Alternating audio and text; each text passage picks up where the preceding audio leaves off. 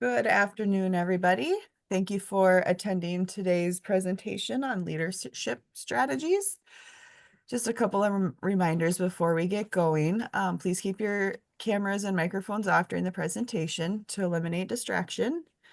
Also, we are no longer doing the certificates, so moving forward, we will not be doing any of the certificates for participation or anything like that. If you have questions, please type them in the chat box and I will relay them as we go to our presenter. So I think with that, we will go ahead and get started. I will turn it over to Nikki. Thanks, Kylie. My name is Nikki Holsworth. I am an occupational therapist. I work at Valley Christian Counseling and Wellness and at Essentia in Fargo. So I recently had the chance to give a presentation to a group of leaders, and I kind of was thinking about what do I have to offer? I'm not sure what I have to offer on the topic of leadership. And what was so interesting is that as I really thought about it and delved into it more, I think we all know a lot. And so um I had the chance to go to a business conference earlier this year, and what struck me about the business world was, oh, it's all about people. It's about knowing ourselves and working with others. And so it's a lot of this work is working with people. And years ago, I had a neuropsychologist that I worked with, and I was working with a client, and I had taken some parenting courses, and I remember just talking to him about this work that I was doing and how it connected to these parenting strategies. And he told me, Nikki, yes, it's often those same simple things that really work. So I'm hoping that that you can come away with a couple of Yeah, things you know what I mean? Yeah. that Well, you can incorporate into your work with others today. So we are going to talk about leadership. What do leadership and parenting have in common?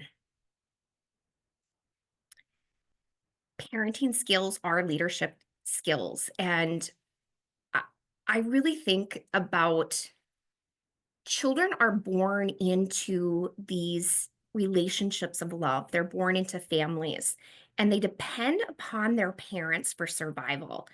They are expert perceivers of the world because their survival in the world depends on it. And kids are especially attuned to what's going on in the environment. They notice when things are off. And if they don't have a narrative for it, if they don't feel safe, um, they will feel terrified and they'll write their own story about what's going on. Information doesn't scare kids as much as a lack of information scares kids. And it's the same in organizations. When leaders hide stress and tension as opposed to just telling employees to talking about it directly, it can create fear and the person will make up a story themselves. Employees can often deal with good news or bad news. It's uncertainty that creates fear. And so how do we become sturdy leaders? Or for those of you that are parents, sturdy parents.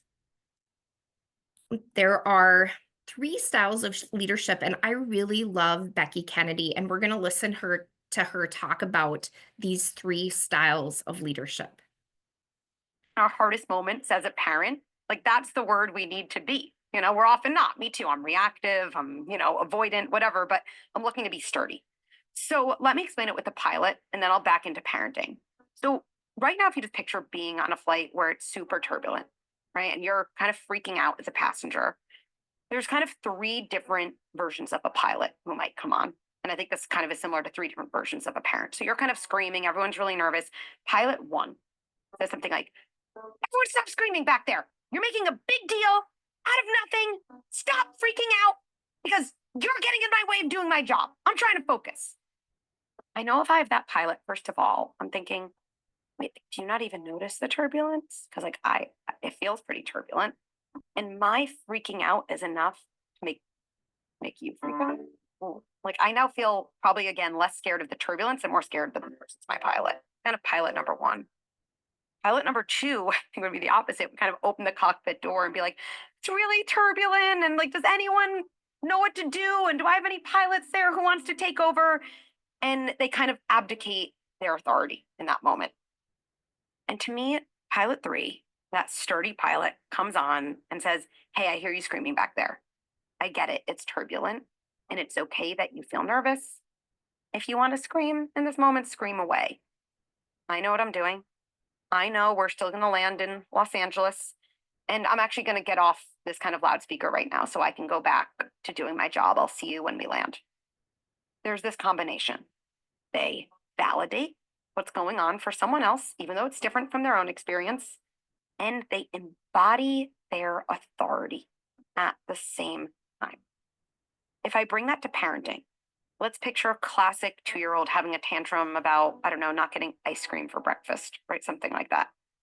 Pilot one is just like, I'm going to send you to your room. Oh, you're making a big deal out of nothing and you're ruining this morning for the family. Maybe we yell to go to your room or no iPad tonight, by the way, all of which we end up taking back later. It's like, oh, did I say no iPad tonight? Like, I don't know. I didn't really mean that, right? And so people think they're like so powerful in the moment. We always undermine our own authority when we just randomly yell punishments. We just feel desperate.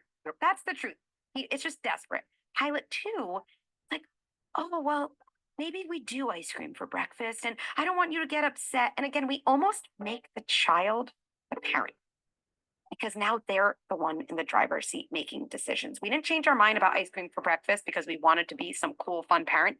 We change it because we're scared of our kid's tantrum and they feel that and that terrifies them. Pilot three, which is parent three, is the essence of a sturdy leader. Sturdy parents set boundaries and stay connected to their kid. And going back to that idea of feelings without skills, they set boundaries around behaviors, but they always see the good kid who's truly struggling underneath.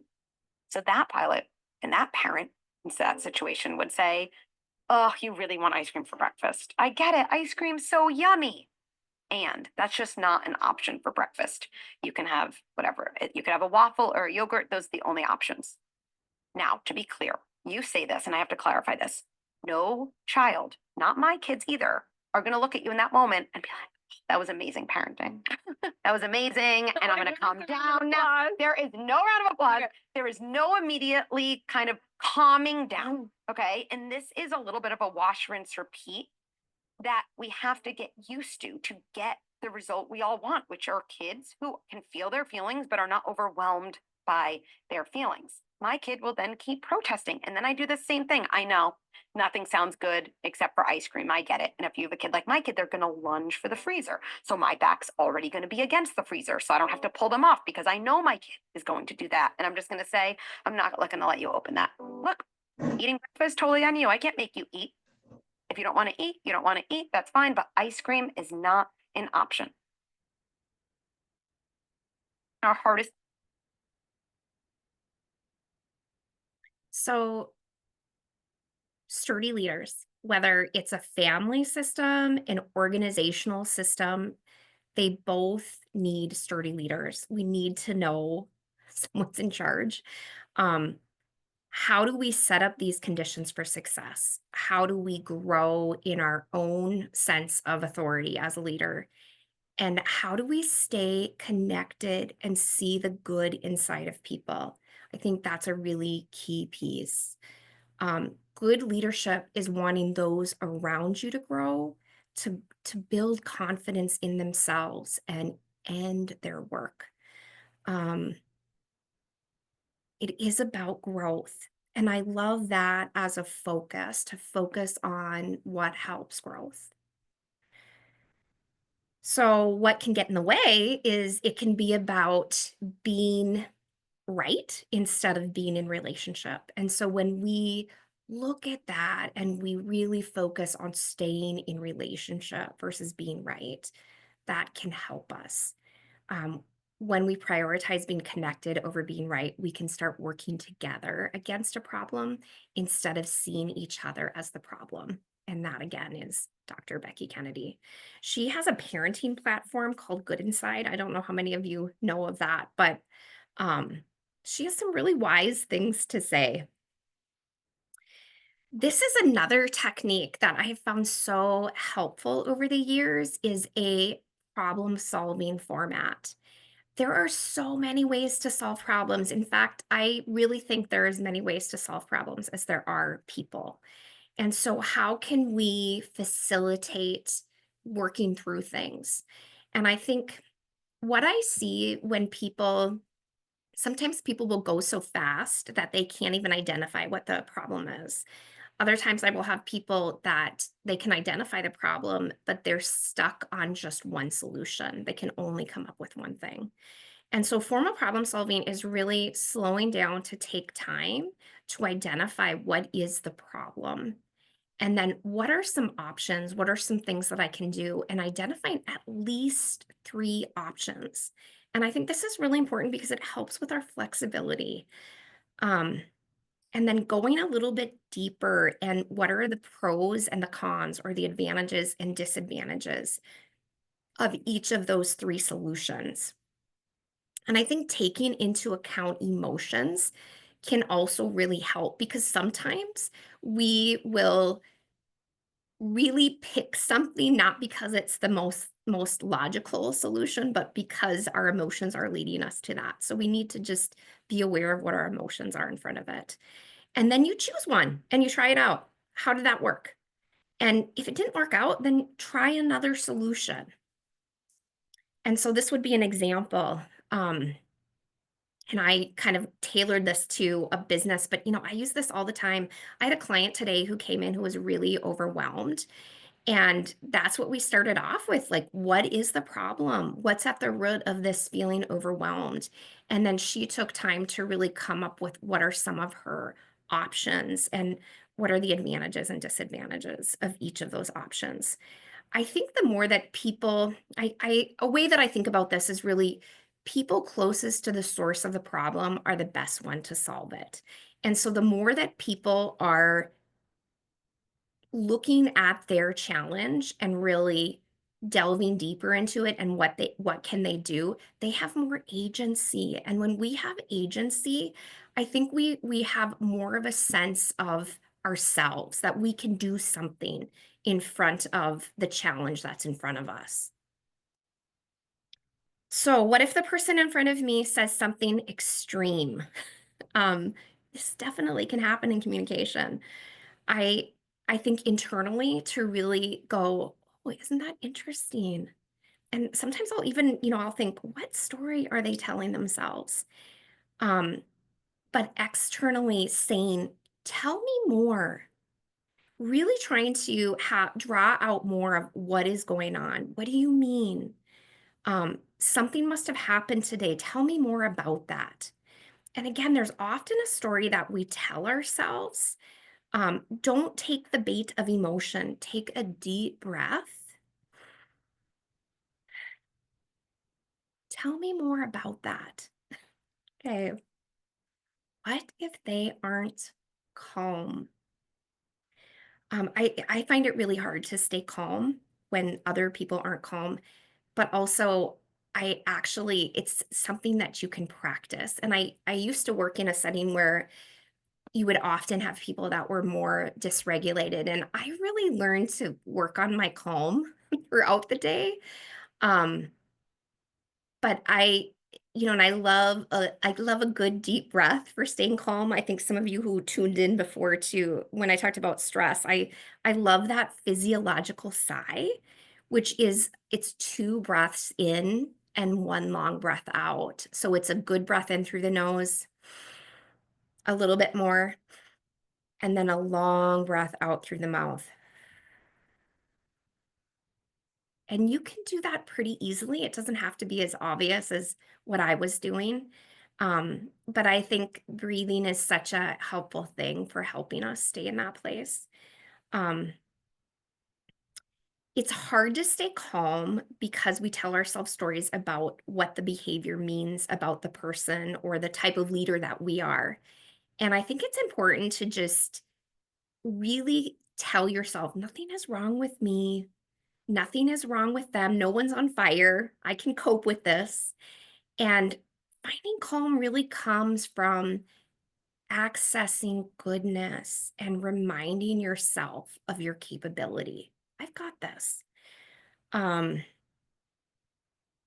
So I think just pay attention to that the next time that you're in front of somebody that isn't calm. Remind yourself of your capability. I think this is another really good thing to think about. Um, Another kind of phrase that you can say is, oh, you didn't want that to happen. So that report didn't get done in time. Someone got in a car accident. Someone was late for a meeting. Someone wasn't prepared. Someone was rushing and bumped into another coworker. My first go-to, I think, would be to say, what else could you have done? But the reality is oftentimes we already know. And so I think just affirming you didn't want that to happen. I have a client recently that used this, and she just has been finding a lot of ways to use this. She told me that her significant other had put some things in the refrigerator and she had opened the door and they fell on the ground. And her first reaction was just she felt really frustrated.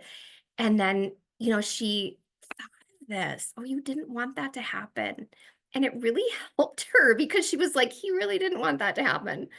Yeah, so instead of telling them how to do it better or different, or to tell them to slow down, see the positive intention under the undesirable outcome. See the good inside under the struggle. You can use this with yourself, with your child, with your spouse, with your coworker, with your employee, with the person in front of you. I'm not going to play this one, but I really enjoyed this. Was a little um clip on setting boundaries. I really love Andrew Huberman's work. He is a um, he's a neuroscientist. He works at Stanford University in the Department of Ophthalmology and Neurobiology. And during the pandemic, he started doing a podcast where the goal is to give science-based tools to people for free. So this is actually where I first came across Becky Kennedy's work. She is just a lovely psychologist with that parenting podcast that or that parenting platform that I talked about. She's got some really great things to think about. I really think that setting clear boundaries, again, boundaries are not a wall, it's a fence that you look over. There's some different boundaries that we might set, and it might be your work hours, your availability. You might clarify that you prefer to be contacted through email during work hours rather than phone calls or text messages. You might have boundaries related to respect for personal time, such as your lunch breaks or vacations. Um, yeah, encouraging a healthy work-life boundary might be one of those things, to not feel pressured to work beyond regular hours. Um, a boundary might be about preferred communication methods, how often you expect employees to check and respond to emails or messages. It might be about workload expectations or behavior and professionalism. Um, Confidentiality. I work in a healthcare setting, and so there are clear boundaries about confidentiality, and that is for a reason. And I think that is really important. Um, so just know that I think there's good things to understand about boundaries and how we live that out. The next thing that I kind of wanted to tackle was leadership fatigue. I think I think it's easy to get fatigued or burnt out in front of anything. We can often I think of fatigue really as energy expenditures without putting more in the gas tank. And so we're kind of giving out a lot, but we're not putting back in. And so in talking about leadership fatigue, there's often two elements to how we end up feeling about leadership. It's our feelings and then how we talk about our feelings. I like this because um, like this statement of leadership feels hard because it is hard, not because I'm doing something wrong. I really think when we're in that state of I'm doing something wrong or there's something wrong with me, that takes a lot of energy. We're really draining. When we acknowledge that something is hard, like this feels hard because it is hard, I think that's a much healthier way to be in front of it. And I do think being in leadership or in a position where you're helping someone, you're helping, you have somebody that's coming to you with a lot of challenges, that it takes energy, that takes energy. And so just acknowledging, yeah, this is hard because it is, not because I'm doing something wrong. Um, Resilience, I think, is a really important thing for us to talk about. And I love this little clip. So we're going to take just a minute and take this one in.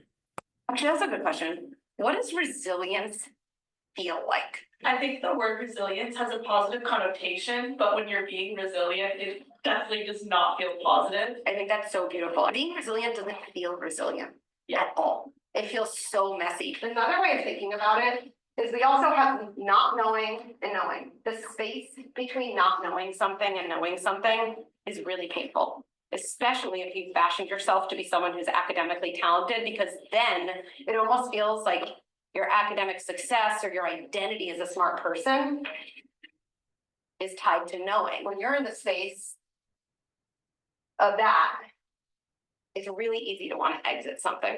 So this has a name in my mind, right? It's called the learning space. This is actually what learning, no matter what you're learning, something on the job, something from puzzles, learning to read, you don't know how to do it, you want to know how to do it. And what I think is really empowering to know is the learning space has one feeling associated with it: frustration. That's literally how learning feels. And if you think about that, then frustration becomes this actually like almost amazing thing you can learn to love, even though it's painful. Because you're like, this is actually a sign that I'm learning. Whenever you're frustrated, it literally means you're somewhere in the learning space. And why frustration tolerance is so important is because people think that resilience and success comes from getting to knowing as soon as possible. They're wrong. Resilience and success comes from the length of time you can just tolerate being in this space. So the longer you can tolerate being here, the more you will ride this, and the more you'll eventually come here. Okay. I really want to lift that up because I think whenever we start something new or we're doing something that is uncomfortable or unfamiliar, we can often just feel like we can feel like giving up, or we can feel overwhelmed. And growth always takes, there's a challenge in it, right? There's a leaning into it and facing it. One of the best gifts when I was training to become an OT was I had a pediatric therapist that was really skilled that I was working with, and I asked her how long it took her to feel comfortable with her job, and she told me 5 years. She said it took me 5 years to really feel like I knew what I was doing. And that gave me a lot of grace in front of my own skill building. And it's amazing. I've been doing this job for a long time and I still am building skills. It's such a beautiful thing, but it doesn't always, it's not a comfortable thing. There's a leaning into it. And I think even with being here and giving a presentation, there's a leaning in, and we get better with experience, and we need experience because it really is what leads to growth. So the next little tool I thought might be a helpful thing. I don't know how many of you have seen this. There is a TED Talk. There's actually even some short clips of this TED Talk by Amy Cuddy. And she's a researcher that looked at power poses and how this really changes our brain chemistry to be, it helps us to be more forward thinking. I don't know the best way. I don't know the best way to say this, but I'm gonna see here if I can, I don't know if I'm gonna be able to do this. If you see my hands are kind of on my hips here, I want you to think a little bit of like a Superman pose with a chest out, and that you're just leaning into things um with a sense like I've got this. I've got this. So she's found that if you do that for 2 minutes, that you are more confident in front of whatever you're doing. And I think that's really fascinating because it's easy if you look at your body in front of the way that we move into things. I know, especially by the end of the day, I bet my body is like hunched forward and we're less confident leaning into things. And so I think if you have a difficult conversation that's coming up or something where you need a little bit more even energy to lean into it, that doing a power pose is a way that you can get more of what you need. So 2 minutes, it's worth watching her TED Talk if you get a chance. The other thing that I love talking about is the tenacious brain. We have an area of the brain called the anterior mid-cingulate cortex, and it's connected to strength of will, tenacity, and even the will to live. And this area it tends to be more well developed in athletes. And the way that we get this area of the brain stronger is we do something we don't want to do. Every time that we lean in and we do something that we don't want to do, we strengthen this area of the brain. And it's an area of the brain that does not shrink as we age, which I think is so fascinating because a lot of areas of the brain, there is some shrinkage that occurs, but that tenacity part does not shrink. And so if you think about someone you know who's tenacious, that is that skill set, right? Like that's something that really follows them. And it's something that you can build. I kind of think about it like if I'm sitting on the couch and I have those dishes that need to be done, and I'm kind of like, ugh. Every time that I lean in, I'm like strengthening that. So we can build this resiliency or this tenacious brain by doing things that we don't want to do. So, conflict. Let's talk a little bit about conflict and dealing with conflict. Conflict, I think, is conflicts can be really challenging. Conflict is a disagreement. It's between teams or an individual. Um, there can be opposing goals and viewpoints, and we can think of conflicts that I think all of us could think of conflict that has happened even in the last couple of days. Have you seen it on social media? Where have you seen conflict? I think conflict is really present in our lives. And so, how should we approach conflict? Um, I I like this that what is the most generous interpretation that I can have about whatever this thing is in front of me? How can we see them as on the same team versus an adversary? I think about this even with my conflict with my husband and thinking about again like we're on the same team, we're headed, like we're headed in the same direction. And so how do we do that versus kind of those opposing viewpoints? So what is your starting point? Chances are that if you get upset with the person that's in front of you when they struggle or make a mistake, you get upset with yourself in the same conditions. So the next time that you get upset with yourself, take a deep breath and say to yourself, I'm a good person who's having a hard time. I can get through this. Watch how compassion will start to flow more naturally. And this compassion keeps us in relationship. The more humble that you can be as a leader, the better able you will be to connect with the person that's in front of you. So there are different types of conflict. There is intrapersonal conflict within yourself, these battles and struggles that live inside of us. There's interpersonal conflict, which is between two people. Intra-group conflict, which is among individuals within a group, or intergroup conflict between groups within an organization, within a family or a community. Did you wrestle with coming and listening? This morning, did you want to hit snooze? Um,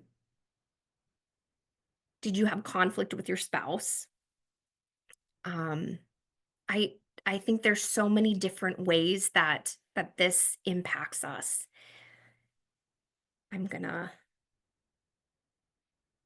We'll keep going here. How much time do you spend in your week attempting to resolve disagreements and addressing conflict? Workers in the US spend on average 2.5 hours a week attempting to resolve disagreements, while managers devote 20% of their time addressing conflict. This is from the CPP Global Human Capital Report. Sometimes trying to resolve a conflict is pretty clunky. It's hard. How do I go about this? How do I approach this person? What do I say? So how should we approach conflict? What's our mindset in front of this? How do we show up? I think this would be a good thing, even, if you talk to somebody later today and just kind of talking about how do you approach it, and then just reflecting on that a little bit. I think one of the big things is starting with silence and curiosity, trying to be direct but kind. Look at conflict as something that can be good and healthy. I think anybody listening here today, do you have unresolved conflict? Someone on your team is there someone on your team that you need to address things with? Don't be afraid of it. It is good and healthy. It actually can strengthen relationships when we do it in the right way.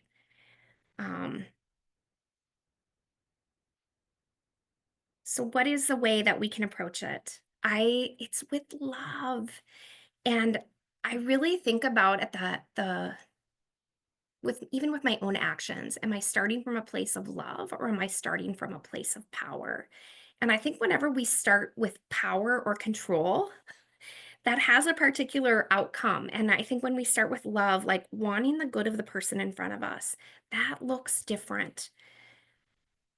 Someone is going to feel your intention more than they feel your intervention. People know when you want their good and want them to succeed. I also think that I listened to the head of Shields talk about how success may actually mean continued growth in another job. And so sometimes they coach employees to be great customers and former employees. And I think that's a really interesting way to look at that too, staying in relationship and coaching them into a new position.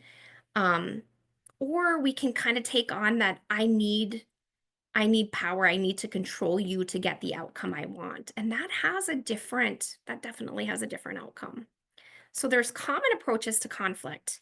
We can approach conflict in a passive way, in a passive aggressive way, in an aggressive way, and an assertive way. And being intentionally assertive really is being clear about what I want, think, and feel, and genuinely caring about what you want, think, and feel. So we're going to go through those different methods of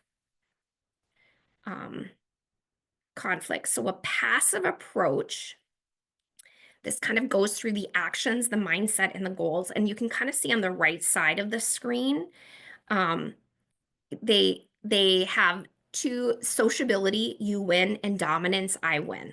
And so you can see that there's different goals to each of those methods that are being used. So with a passive approach, we often remain silent. We will criticize internally. We may hide disagreements and differing opinions. The mindset really is, I don't want to upset anyone. And I believe that my thoughts are less valuable than others. The goal really is to avoid conflict, to please others, and allow others to lead or take control. And so, do I bury my head in the sand and hope it all goes away? Do I try to sweep it under the rug?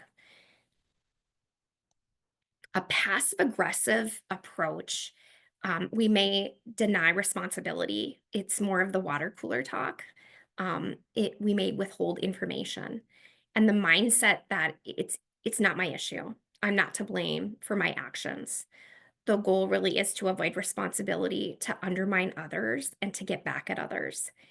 I think it's good for us to kind of check ourselves. Have I participated in water cooler talk? Maybe about Richard, he was late, um, and he's late all the time. But I don't talk directly to Richard about it. I talk to others about him being late. Then there can be the aggressive approach, which is more dismissive attitudes. You may ignore, belittle, or attack others' opinions. You may talk over others. You may dominate the conversation. The mindset is my needs take priority right now. My ideas are more valuable. The goal is really to win at all costs, to control others, to make sure that others recognize my authority and know who is in charge. It's kind of my way or the highway. And then intentionally assertive. So I want you to think of this as with love, like wanting. My dad used to be in sales, and he talked about win-win, that you both walk away feeling good about what happened. And so I think that's this, like the win-win, being clear about what I want, think, and feel, and genuinely caring about what you want, think, and feel. Actions are honest, they're transparent, you're straightforward and direct, empathetic and respectful. The mindset is we both have needs that matter. We both have perspectives and ideas that hold value. And the goal really is to resolve conflict, to build and strengthen the relationship. There's mutual respect, and to establish clear and healthy boundaries.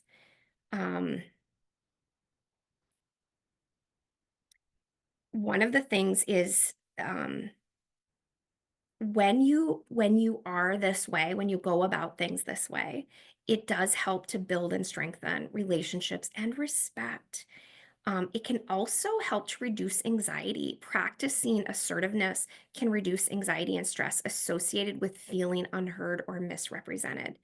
In a professional context, being assertive can lead to better negotiation outcomes, leadership opportunities, career growth by allowing individuals to advocate for themselves. It also can enhance decision making. Assertive individuals are more likely to express their opinions, which leads to more informed group decisions and a stronger voice in collaborating within their environments. And they have greater satisfaction when we express kind of what we're needing, what we want openly. We feel greater satisfaction personally and professionally. So when is the best time to address conflict? What do you guys think? I think one of the biggest things is when I'm calm. You don't want to be operating in that fight or flight response. What happens when we sweep it under the rug? We don't want to deal with it. What happens to that problem typically? Have you seen it get bigger when you do this? When we approach conflict and we do it with love, we move away from passive aggressive, or aggressive forms of communication. We're intentionally assertive. And I'm going back to that Amy Cuddy Superman pose. It's not a dominance, but it's a strength. We have that sturdiness that we talked about at the beginning. We have the strength that's needed. We have the sturdiness. I want you to take just a minute and think about a person, a team, a department. Who is it that you need to build that relationship back with, to restore trust with? to approach wanting their good with? I'm gonna give you like 10 seconds. I want you to jot that down. Who comes to mind?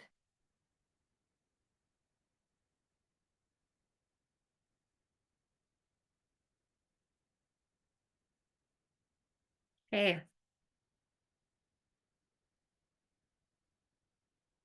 So, is there a framework that we can use to approach conflict? I actually have a handout that you guys are going to get. It's called the lead approach. Um, and it's a way that you can have this conversation, um, which just leads to better communication in the long run. And then I'm going to lift up, so we'll go through that technique, but I want to also lift up silence.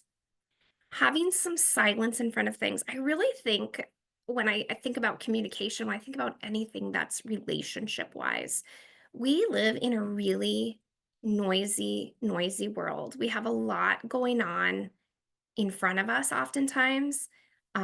We have these cell phones that we carry around with us that keep us nice and alert. We get lots of interruptions throughout the day. And I think whenever we can add some silence into things, that it really does help us by not rushing to interrupt, to judge, to fill every gap in conversation. A leader signals that they value the thoughts and contributions of others. When leaders create silent spaces in meetings or discussions, they allow time for creativity and innovation to flourish. I think about just how can we add a little bit of silence in front of things. My husband is really good at this. He is a person who he says to me, if you're not early, you're late.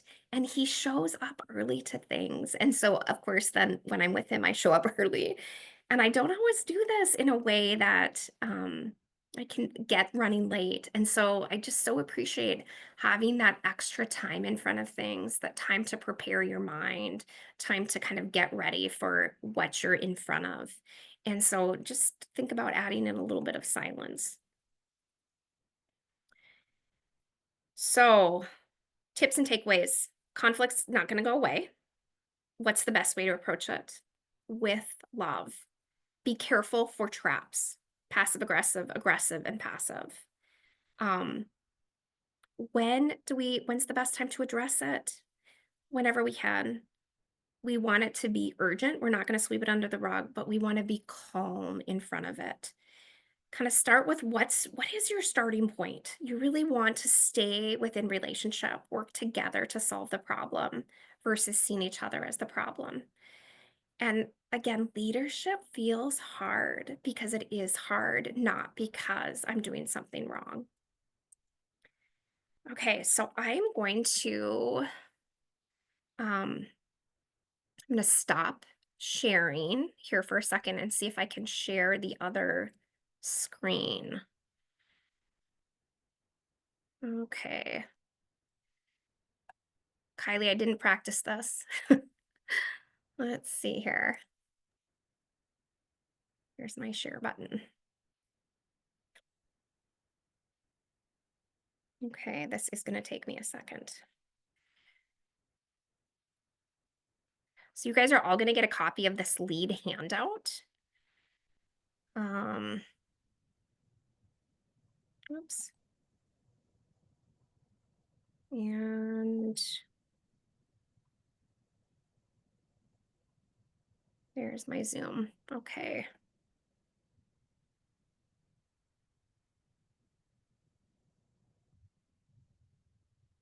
Everyone's so quiet here. Leadership.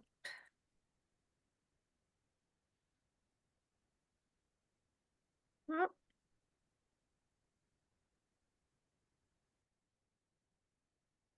I am assuming I can share this PDF. Let's see here. It's just not coming up in my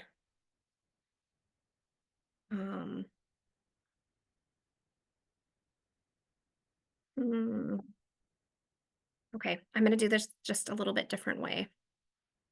So you guys are going to get a PDF copy, but I also have it. Okay.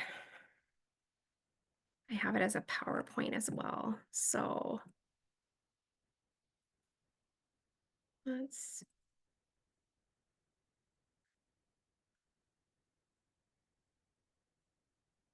There it is.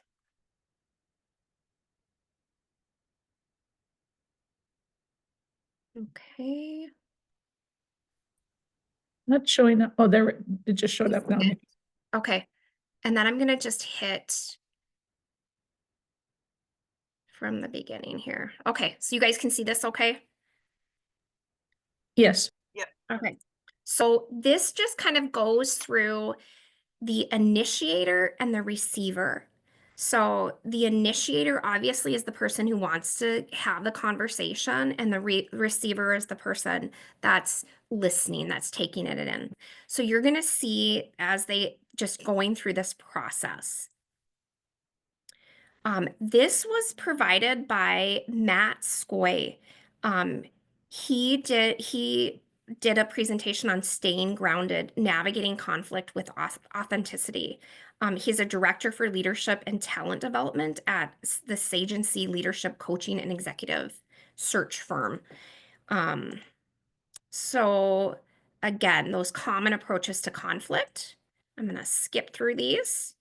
And we talked about best time to address it. So this is the kind of laying it out. And we're going to start out with the initiator is going to lay out the facts. They're really going to describe what happened. The focus is on neutral observations. So we're not going to bring a lot of emotionality to this. We're not blaming. We're not doing any of that. We're just describing what happened. Stick to specifics, avoid generalizations. You want to separate facts from emotions and interpretations. One of the things that he talked about was watch out for the stories that you might be telling yourself about your feelings about the person. The receiver is just going to listen. They're going to listen with intention. And he talked about a 3S model for active listening. The first S is to stay, be present, seek to understand. So really actively seeking to understand, and then summarizing what you're hearing. That's what I'm hearing you say. Is that correct? Watch out for distractions, body language, and interrupting behavior. So I always think like body language would be no eye rolling, nothing where you're not kind of taking in what they're saying, where you're showing them that you're not agreeing or you're not listening. E, so the initiator is going to express their thoughts and feelings. They're going to use I statements, focus on the impact, not just the action. They're going to avoid using absolutes like always and never. You want to watch out for emotions not being regulated. The receiver is going to empathize, so acknowledge the other person's perspective, validate emotions, be mindful of tone and body language, share empathy and understanding of their experience. You're going to watch out for minimizing their thoughts and feelings. One of the things that when Matt Skoy talked about this, he talked about when he does this with his kids, really getting down on his knees so that he's seeing things from his kids' perspectives. Each of us has a unique story, and acknowledging the uniqueness of each person's story. So the initiator is going to ask the other person's perspective. They're going to ask with an open mind and a willingness to listen, to try to use open-ended questions. Can you help me to understand how you see this situation? They are going to acknowledge their right to a different perspective and try to stay present and patient. Watch out for the urge to interrupt or redirect. The receiver is going to authentically share. Acknowledge the initiator for coming forward to initiate the conversation. Use I statements to own your own experience. Avoid minimizing their message. Speak your truth without diminishing others. and watch out for sweeping the issue under the rug. Make sure that we're present and patient in front of this and not getting stuck on a point that we're trying to respond to, but really listening to the other person. And then you're going to dialogue. You're going to keep that assertive mindset. You really think about that. Be clear about what I want, think, and feel, and caring about what you want, think, and feel. Continue to stay, to seek, and to summarize, and to continue to regulate emotions. And then you're going to decide and commit. Take time, get clear on the outcome, what each person, I have a misspelling there, what each person needs to do moving forward, and when it needs to happen.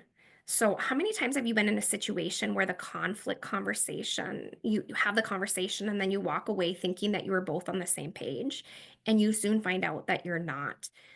This happens all the time. So this part is really, this is a time to decide and commit. We've had this conversation, we've been through the process. Now we're going to decide and commit, so that we're kind of hitting the same outcome. What are we deciding and committing to so we can move forward? What does that look like? Do we need a weekly check-in? How do we ensure that we're moving forward? And then I think kind of reflecting on your experience, what's the hardest for you to go through? It can be a really humbling and a powerful opportunity. Conflict is not going to go away. We all have to deal with conflict, but I really think there are ways to deal with this. There are ways to do this. What struck me when I was listening to Matt Skoy was, I think you both need to be in a place of maturity. That's really important in front of this. But I do think we can also build that skill set through practicing this framework. All right, so that is what I have for you guys today. Do you have any questions for me?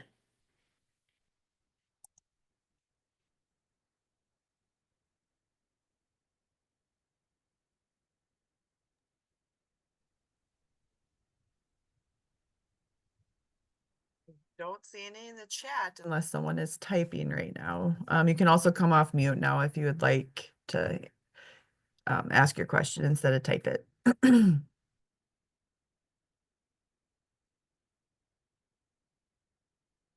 Okay, we're just down to a few, huh?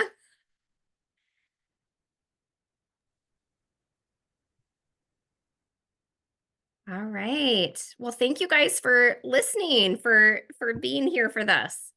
Yes, thank you, Nikki. Just a couple reminders. Again, we're not doing certificates for completion for anybody this go around.